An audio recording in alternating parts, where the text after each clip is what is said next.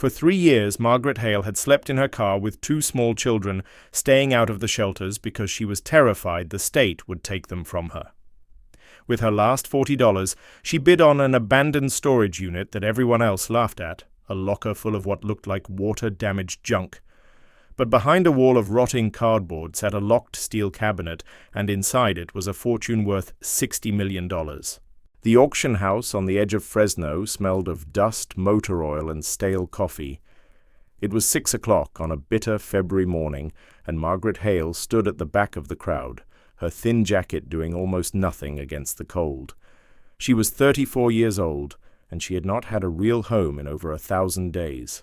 In the gravel lot behind her sat her rusted 2003 Honda Civic, where her 2 children, 8-year-old Lily and 6-year-old Sam, were still curled up asleep under a single shared blanket in the back seat.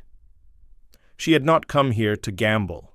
She had come because a woman at the food bank told her that sometimes, inside forgotten storage units, people left behind furniture you could resell, a dresser, a table, something worth $40 or $50 at a flea market on the weekend. That was all Margaret wanted. $40 could mean a week of groceries. $40 could mean not having to choose again between gas in the tank and food in her children's stomachs. She had exactly $43 folded into the front pocket of her jeans. It was every cent she had left in the world. It had not always been like this. 4 years earlier, Margaret had a small rented house on the north side of town, a husband named Danny, and a job answering phones at a dental office. It was not a rich life, but it was a life. Then Danny lost his job at the packing plant, started drinking, and one October night he simply did not come home. He left behind 2 children, 3 months of unpaid rent, and a checking account with a balance of $11. The eviction came fast after that. The job went next because a woman who is living in her car and washing her children in gas station bathrooms cannot always make it to work on time, and the world doesn't slow down for grief. What Margaret feared most was not the cold, or the hunger, or the shame of it. It was a single sentence a caseworker had said to her once, gently, almost kindly. If you can't provide stable housing, the children may need to be placed somewhere safe. After that, Margaret never set foot in a shelter again. She was certain, rightly or wrongly, that the moment the system saw how she was living, it would take Lily and Sam away from her. So she kept them hidden. She kept them clean and fed and in school, and she told no one. 3 years of that. 3 years of a mother holding the whole crumbling sky up with her bare hands so that 2 small children would never once feel it fall. Which was how she came to be standing in a freezing auction yard at 6 in the morning, hoping to turn $43 into a dresser she could sell. The auctioneer was a heavy-set man named Dale with a gravelly voice and mirrored sunglasses he wore even in the pre-dawn dark. He moved down the row of units with the boredom of a man who had done this 10,000 times. The crowd around Margaret was made up of professional resellers, men in insulated vests with flashlights and cash rolls, women with clipboards who muttered numbers to each other and never smiled. They knew each other. They did not know her, and they did not look at her, which suited Margaret fine. The first 3 units went for real money. $300, $450, $600. Margaret's heart sank a little more with each one. She had been foolish to come. There was nothing here for a woman with $43. Then Dale rolled up the metal door of Unit 114, and the whole crowd seemed to exhale in disappointment at once. The unit was a disaster. Water-stained cardboard boxes were stacked nearly to the ceiling, half of them collapsed and blackened with mildew. A broken bicycle leaned against a heap of what looked like old newspapers and rags. A cracked plastic laundry basket spilled a tangle of moth-eaten clothing across the concrete floor. The whole locker breathed out a smell of damp and mold and something long forgotten. "Come on, folks!" Dale called out, unimpressed. "Somebody give me $20 for this mess!" Nobody moved. A man near the front actually laughed. $20 to haul away somebody's garbage? Pass. I'd lose money on the dump fees." "Anybody?" Dale scanned the crowd. "It's an as-is cash-only haul-it-all lot. $20, one time." And Margaret, who should have kept her mouth shut, found her eyes drifting. Not to the ruined boxes, not to the broken bicycle. Her gaze slid past all of it, to the very back corner of the unit where the flashlight beams did not quite reach. There, half hidden behind the collapsing wall of cardboard, she could just make out the edge of something tall and metal, deliberately draped with a heavy canvas tarp. Everything else in the locker had been thrown in carelessly, piled and forgotten, but that one object had been covered. Someone had taken the time to hide it. Everyone else in that yard saw trash. Margaret saw the single thing in the entire locker that a person had gone out of their way to conceal. She raised her trembling hand. $30, she said. Heads turned. A few people smirked at the thin young woman in the worn jacket, bidding on a locker full of mildew. Dale looked at her over the top of his sunglasses, mildly surprised. $30 from the lady in the back. Anybody 35? Silence. 30 going once, twice. Sold. For $30 to the lady in the gray coat. It was done. Margaret handed over 30 of her $43 in crumpled bills, signed a clipboard, and was given a cheap padlock key and a slip of paper. The crowd was already drifting to the next unit, the whole transaction forgotten. She stood alone in front of Unit 114 with $13 to her name and no idea, yet that her entire life had just changed. She waited until the auction had moved 4 units down before she stepped inside. The concrete was cold through the soles of her worn sneakers. She picked her way carefully over the ruined boxes, holding her breath against the smell, and made her way to the back corner. Up close, the tarp was heavier than she expected, a real canvas painter's tarp, not a plastic sheet, and it was tied down at the corners with actual rope. Someone had cared about whatever was underneath. Her fingers, stiff with cold, worked at the knots. When the last one gave, she pulled the tarp away, and dust rose in a gray cloud around her. Beneath it stood a cabinet. Not a filing cabinet, and not a cheap tin locker. A heavy, old-fashioned steel cabinet, the color of dark green, with a brand stamped into the top corner that had long since worn away. It stood as tall as she did, and set into the front of it was a thick circular combination dial and a heavy chrome handle. It was not a cupboard, it was a safe. A tall, freestanding industrial safe, the kind that had been built decades ago to survive fire and theft and time. Margaret's heart began to beat very hard. She pulled the handle. Locked, of course. She spun the dial once, twice, uselessly. Whatever was inside, she had no way to reach it. But the very fact that it was locked, that someone had sealed it and covered it, and then, somehow, let it be lost to a defaulted storage bill, told her that it was not empty. People do not lock and tarp and rope down an empty safe. She could not open it here. She could not even move it. It had to weigh 500 pounds. But she could not leave it either. It took Margaret the rest of that day, $13 she did not have, and a great deal of pride she could not spare to solve the problem. She found a man named Hector who ran a small towing and hauling business out of a lot near the highway, a broad, weathered man in his 60s with kind eyes and grease under his fingernails. She told him the truth because she had nothing left to bargain with but the truth. She told him about the car and the children and the auction and the safe she could not move. Hector listened without interrupting. Then he looked out the window at the Honda, where 2 small faces were pressed against the glass watching them, and something in his face softened. "You paid $30 for the whole unit?" he asked. "Yes, sir." "And you got no money to pay me for the haul?" "No, sir. Not today, but if there's anything in it, anything at all, I'll pay you first, before anyone. I give you my word." Hector was quiet for a long moment. Then he wiped his hands on a rag and said, "My wife and I lost a place once, long time ago. Somebody helped us when they didn't have to." He tossed the rag onto the workbench. "Get your kids some lunch. I'll bring my truck." By evening, the green steel safe stood in the corner of Hector's cluttered garage, and Hector was crouched in front of it with a flashlight and a look of deep concentration. He was not a safecracker, but 40 years of hauling other people's forgotten things had taught him a thing or two about old locks. Lily and Sam sat on an overturned crate, sharing a sandwich Hector's wife, Rosa, had made without being asked, watching the strange green box as though it were a television. "This is a good old box," Hector murmured, running his thumb over the worn dial. 60, 70 years old, maybe. They don't make them like this now."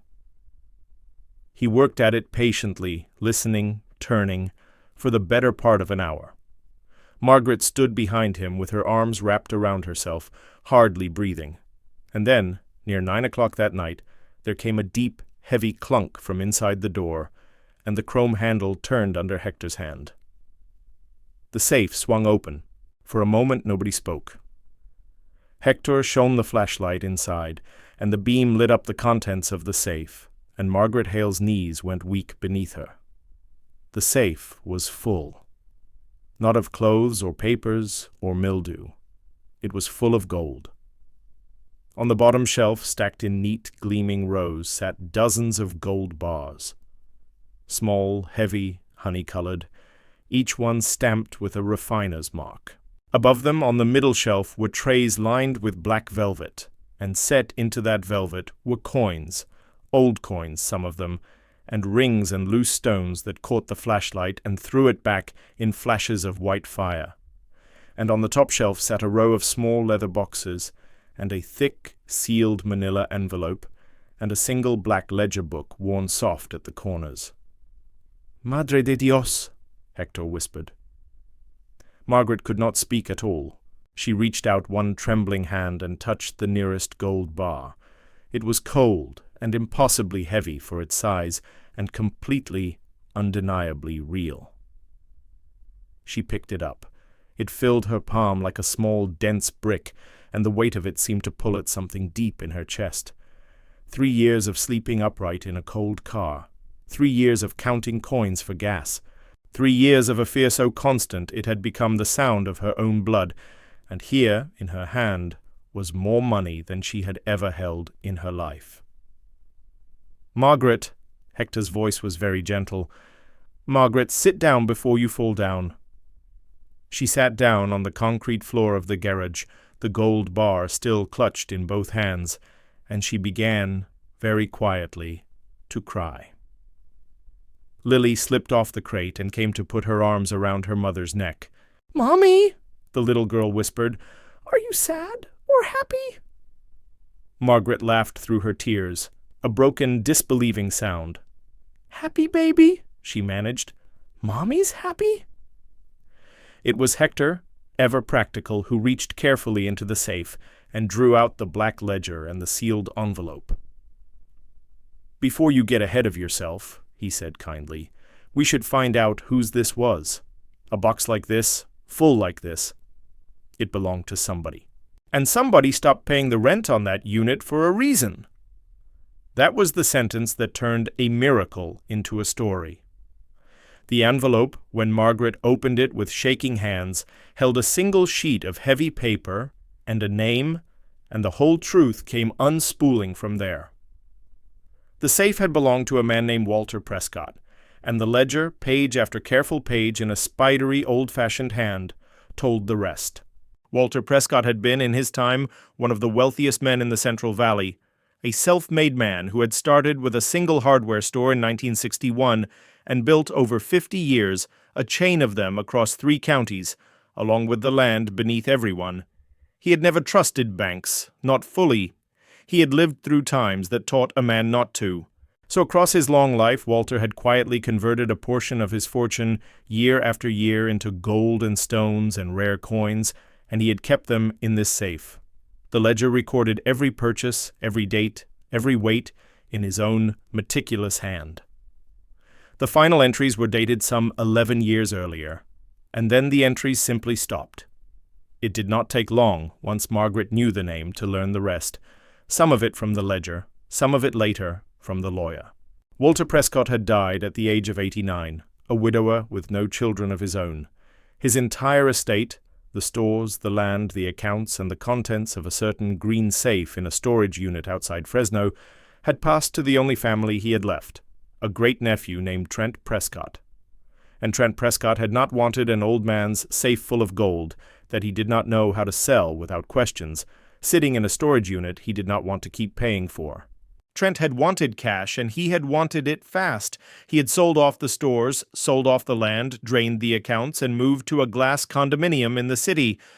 And in his careless greed, he had simply forgotten the storage unit, one small line item among many, until the rent went unpaid so long that the contents were seized and put to auction. He had thrown away the safe the way his great-uncle had thrown away nothing in 90 years. He had thrown away $60 million in gold because he could not be bothered to remember it existed. That was the number the lawyer said 3 days later in an office that smelled of leather and old paper, after the gold had been weighed and the coins appraised and the loose stones examined under a jeweler's loupe. $62 million, give or take. Margaret sat very still in a chair that was worth more than her car and listened to a man in an expensive suit explain gently that under the laws of that state, the purchaser of a defaulted storage unit at a properly conducted public auction became the legal owner of its contents, all of its contents, free and clear. "You bought the unit, Ms. Hale," the lawyer said. "You bought everything in it. That's how the law works, and that's how it's worked for 100 years. It's yours." "But it was his," Margaret said quietly. "It was Walter's. It was his whole life." The lawyer looked at her for a long moment, and something shifted in his professional expression, because he had been doing this work for 30 years, and he had almost never heard those particular words in this particular chair. "Walter Prescott is gone," he said. "His only heir sold everything the old man built and abandoned the rest. If you had not bid $30 on that unit, Ms. Hale, that safe would have been cut open by a scrapper, the gold melted and sold with no name on it, and Walter Prescott's 50 years of work would have vanished into nothing. You didn't take anything from anyone. You saved it." But the story doesn't end in a lawyer's office, because greed, once it realizes what it has thrown away, doesn't stay quiet for long. Trent Prescott found out. Of course he found out. A homeless woman turning up with $60 million in a dead man's gold is not the kind of thing that stays out of the local news, and Trent still had contacts in Fresno who recognized the Prescott name attached to the story. Within a week of the appraisal, Margaret received the first letter from Trent's attorneys. Within 2 weeks, there was a lawsuit. Trent Prescott sued to reclaim the contents of the safe. His lawyers argued that the gold had been inadvertently included in the auctioned unit, that it had never been Trent's intention to sell it, that its inclusion was a clerical error, and that it should, in fairness, be returned to the rightful heir of Walter Prescott's estate. They painted Margaret as an opportunist, a woman who had exploited a paperwork mistake to seize a fortune she had no right to. And Trent, in a television interview filmed in front of his glass condominium, wearing a watch worth more than everything in Margaret's Honda, looked into the camera and called her a thief. "That was my great-uncle's legacy," Trent said smoothly, adjusting his cuffs. "It belongs to his family. This woman is simply trying to take advantage of a tragic oversight, and any decent court will see that." Margaret watched the interview on Hector and Rosa's small kitchen television, with her children asleep in a real bed in the spare room for the first time in 3 years, and she felt the old cold fear come creeping back. She had no money for a fight like this. The gold was frozen the moment the lawsuit was filed, locked away pending the court's decision. She had a great deal of paper wealth and once again $13 in her pocket. And she was being called a thief on television by a man in a $5,000 suit. But this time, Margaret Hale was not alone. The lawyer who had appraised her claim, a man named David Okafor, who had spent 30 years watching wealthy families claw at each other over dead men's money, took her case, and he took it for nothing. Because in 3 decades he had learned to tell the difference between the people who deserve a fortune and the people who merely want one. And David Okafor knew something that Trent Prescott's expensive attorneys had failed to consider. He knew about the ledger. The case came before a judge some 4 months later, in a wood-paneled courtroom on a bright spring morning.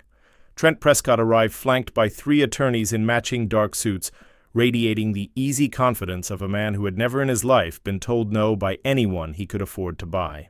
Margaret arrived in a plain blue dress that Rosa had helped her pick out, with David Okafor beside her, carrying a single worn leather book.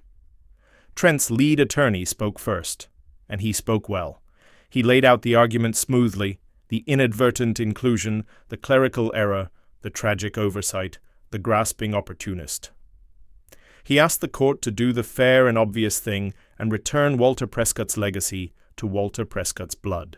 Then David Okafor stood up, and he did not raise his voice at all.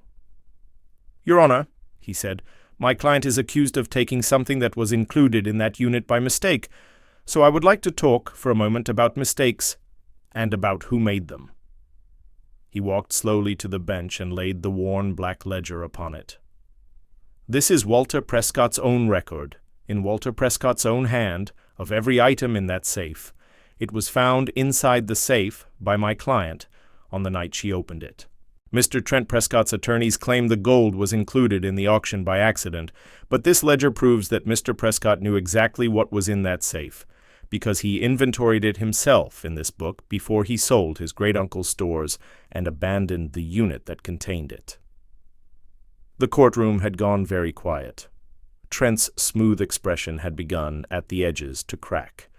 "Your Honor," David continued, "you do not misplace $60 million in gold by accident. You misplace it because you inventoried it, you understood what it was, you found it inconvenient to sell without attracting questions from the tax authorities, and so you left it sitting in a storage unit while you spent the easier money first, and then you were too careless, over 11 unpaid months, to remember it was there at all. This was not a clerical error, Your Honor.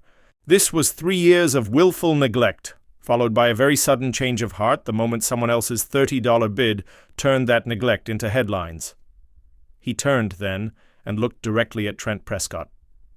"Mr. Prescott did not lose this fortune. He threw it away, knowingly and repeatedly, and on the record in his own great-uncle's ledger.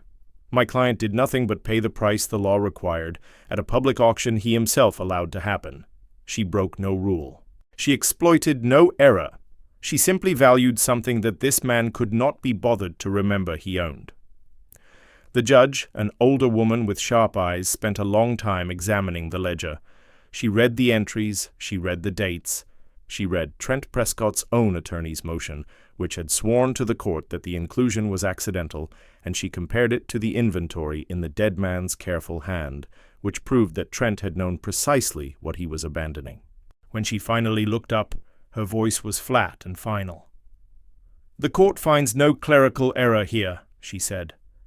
"The court finds a documented, deliberate abandonment of property, followed by an attempt to reclaim that property only after its value became public. The plaintiff's own family record contradicts the plaintiff's own sworn motion. The auction was lawful. The purchase was lawful. The contents belong in full to the purchaser." She set the ledger down. "The suit is dismissed with prejudice, and Mr. Prescott, the court will be forwarding your attorney's contradictory filings, along with this ledger, to the state tax authority, who I suspect will have some questions of their own about 11 years of unreported gold." She brought her gavel down. "We are adjourned." Trent Prescott sat frozen at his table as his 3 expensive attorneys began, very quietly, to gather their papers and avoid his eyes. He had thrown away his great-uncle's fortune out of laziness, tried to steal it back out of greed, and in doing so had handed the tax authorities a documented trail of 11 years of hidden gold. The easier money he had spent so freely would not last long against what was coming. He had lost everything, twice and both times by his own hand. Margaret Hale did not gloat. She did not even look at him. She simply took David Okafor's hand and thanked him and walked out of the courtroom into the spring sunshine, where Hector and Rosa waited with her 2 children, and for the first time in 3 years she stepped into the light as a woman who was no longer afraid.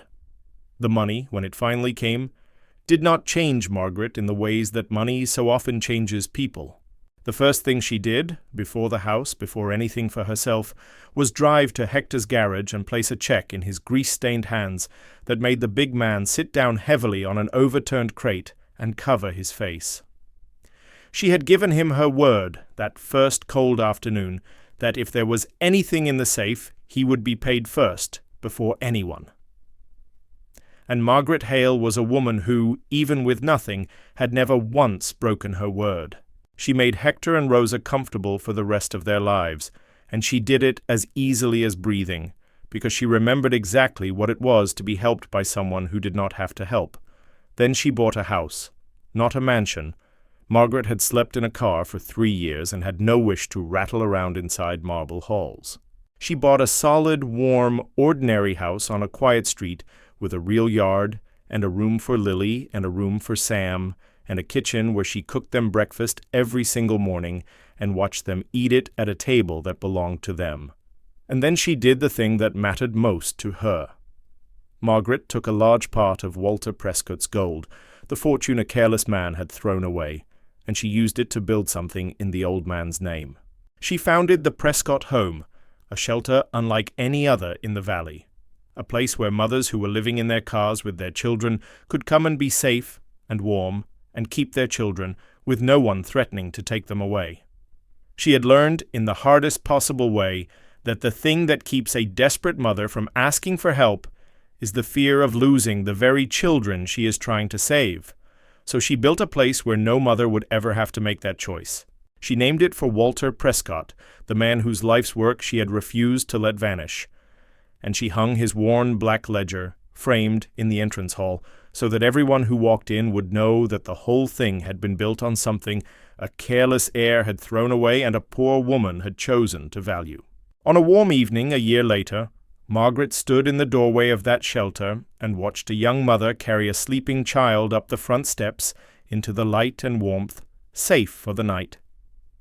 Hector stood beside her, older and grayer and endlessly content, a cup of Rosa's coffee in his hand. "You know," Hector said quietly, "if you'd have bid $29 that morning, some scrapper would have bought that unit and cut that box open for the metal. None of this would be here." Margaret smiled, watching the mother and child disappear safely inside. She thought of the tarp and the rope and the one covered thing in a locker full of junk that everyone else had been too busy to notice. "Everybody in that yard looked at Unit 114 and saw garbage," she said softly. "I just looked at the one thing somebody had bothered to hide."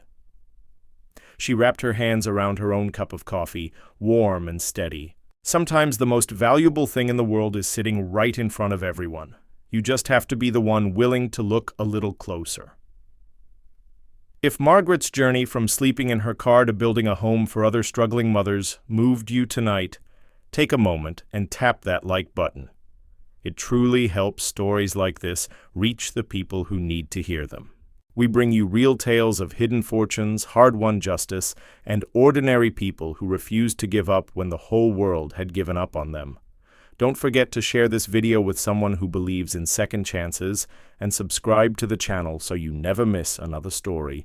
And tell us in the comments below, if you had opened that green steel safe, what is the very first thing you would have done? We'll see you in the next one.